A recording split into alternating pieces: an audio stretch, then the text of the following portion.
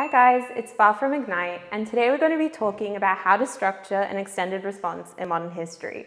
But before we get into it, make sure to hit that subscribe button and check out our website ignitehsc.com.au for more comprehensive resources.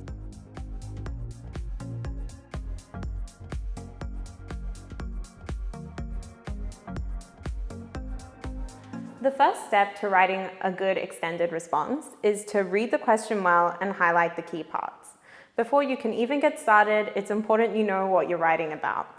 So you need to really pay attention to the question, make sure you have the information organized in your brain, and that you understand exactly what you need in order to answer the question. In this example, I have the question, evaluate the reasons for and the manifestations of US involvement in Vietnam from 1954 to 1964. So here we have the word evaluate, which is our directive term. It's asking us to look at this idea and to determine why it was the way that it is, what reasons came into it, as we can see, reasons for and manifestations. So it's really quite a holistic question. And it's important, as always, to always have a good idea of what these directive terms mean. Evaluate as an example, directive terms such as to what extent. You need to know what these mean, things like discuss, assess, highlight. So that's really important. Once we have read our question, determined what it is asking us, we now need to start planning for a strong introduction. The best way to start a really good extended response is to clearly answer the question, have a strong stance, grab your marker's attention, get it going. In your strong introduction, we need to make sure that we have a good sentence which answers the question and states our stance. We need to start having an idea of what's going to be in the essay, so you need to have these ideas inside your introduction for your different body paragraphs. And you need to have a sentence which concludes the introduction and helps tie it together. An example of an introduction to the question that we were looking at earlier is, I have included here. It says, from 1954 to 1964, there was an escalation in US involvement in Vietnam. Already, I'm looking at the question, I've given them the time frame. I'm saying the manifestation was that there was US involvement and that it was escalating. This was enabled due to the French defeat at Bien Dien Phu in 1954 and the result of the Geneva Conference. I've chosen in this essay to give some context because, in my opinion, this is an essay that's really good to write chronologically. So we're looking at a time frame and we're looking at an escalation of involvement. So I've just given a brief sentence to show that I know what came before 1954. And then I've written, their involvement was in a Cold War context and fundamentally based on misunderstanding US overconfidence and Cold War miscalculations. So these are my main themes that I'm going to weave throughout my essay because I'm going to choose to write this chronologically. And these are the main ideas that are going to be explored, which is important that I put in my introduction. Then I have my concluding sentence. Ultimately, it resulted in the beginning of a second Indochina War due to the escalation of the Tonkin Resolution in 1964. So I've gone from the beginning with the French in Bien Dien Phu all the way to the Tonkin Resolution in 1964. I've given my time frame, I've given my themes, and this is a good introduction that shows that you know how to answer this question. The third step to help you write a good extended response is to integrate context when applicable. Context always helps to enhance your answer as it proves to the marker that you know what you're talking about and you have an understanding about how this fits into the general unit as a whole, as we know that we're studying periods of time. Here's an example of what I would use as my first paragraph in that essay. So I'm starting in 1954, and this is basically my context paragraph, which has all of the ideas that are relevant. So I've written about my themes, the Cold War context, the containment of communism, the Truman Doctrine. These are all things that are going to be ringing bells in your marker's head. It's like, this girl knows what she's talking about. I've shown that I know what came before. We have the French effort in Vietnam. I have some statistics. And it's just basically detailing what happened in the beginning of 1954 and leading up to 1954. The fourth step to writing a good extended response is to plan out your body paragraphs and to have a good structure. Depending on the essay that you're writing, this will most likely either be a thematic structure or a chronological structure, or something that incorporates both, as we're doing here.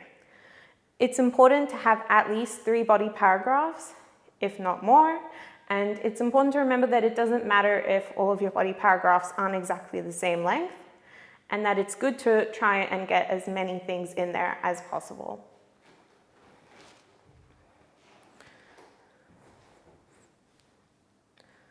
So here's my example of a structure that I would write before I start writing my exam for the question that we're looking at. So this is just a very basic one. I've obviously chosen to go with this chronologically and weaving themes throughout.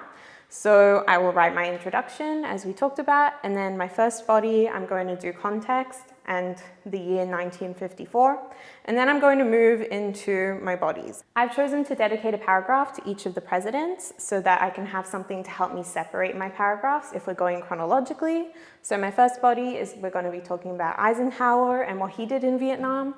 Then in body 3, we're going to talk about JFK and what he did in Vietnam. And then my fourth body, Lyndon B. Johnson and what he did in Vietnam. It's important to also look at body paragraph structure when you're going to write your essay. Each body should be divided into a topic sentence, which connects to the question and might have a linking term moving from your other paragraph. An example and explanation. So this, in modern history, there's usually lots of examples and then you explain. So you'll give a stat, or you'll give a program, or you'll explain an event that happened, and then you're going to explain how that was relevant to the question or what effect that had. And then you'll have a linking sentence at the end, which will connect that paragraph in whole to your question and will show that this paragraph is helping you answer the question. This is an example of my paragraph that I would write about Eisenhower.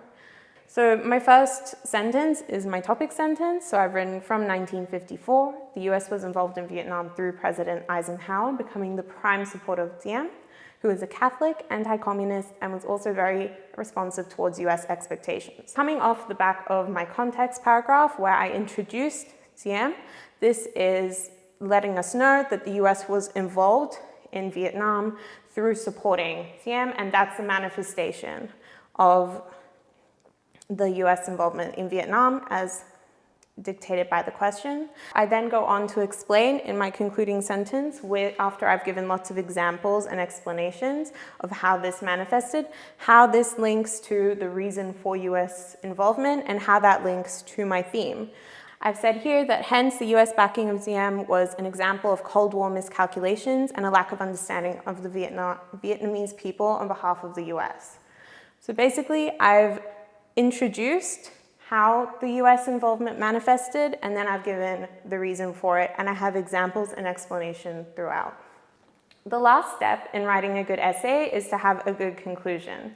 In a good conclusion, there's going to be some kind of summarizing word or a linking word, and then you're going to go into a brief summary of why you think the way that you do, as you have written in your essay, and a final sentence that ends strong and gives the essay a sense of finality and an ending which shows that you have proven your point.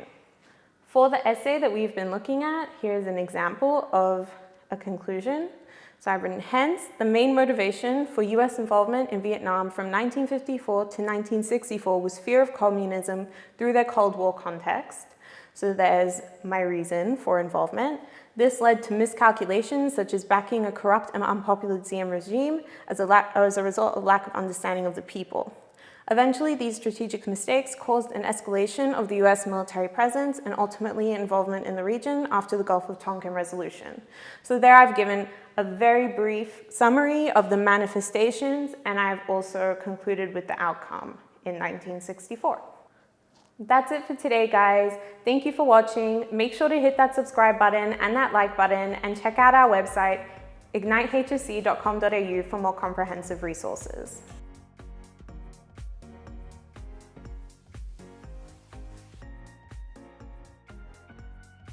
Hey guys, thank you so much for watching. If you do like the content, subscribe to our channel and we'll have more videos coming your way. That's right, guys. Thanks for watching. And please make sure you check out our online resource database. We've had a team of state rank achievers and heads of English put these together for you, covering everything from essay structures and examples all the way through to craft of writing and comprehension skills. So check them out at ignitehse.com.au, and we look forward to seeing you in the next video.